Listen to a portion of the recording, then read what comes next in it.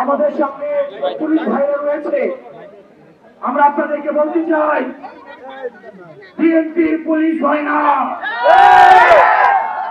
আওয়ামী লীগ পুলিশকে আওয়ামী লীগের বানাতে চেয়েছিল, তার পরিণতি আপনারা দেখেছেন।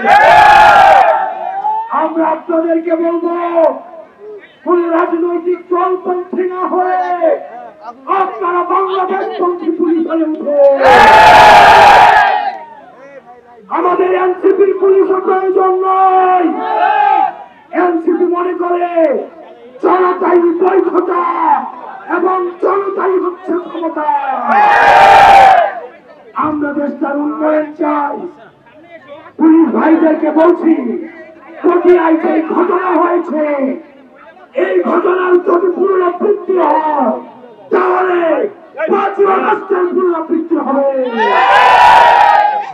রংপুরের গ্রামবাসী, আপনাদের হাতে আমরা আতিক ভাইকে তুলে দিয়ে যাচ্ছি। আপনাদের এই সন্তান আতিক ভাইয়ের মাধ্যমে আপনাদের সমস্যা, আপনাদের অভিযোগ, আপনাদের প্রয়োজন, আপনাদের চাওয়া, কুড়িগ্রামের সমস্যা, কুড়িগ্রামের সম্ভাবনা আপনারা আতিক ভাইকে জানাবেন।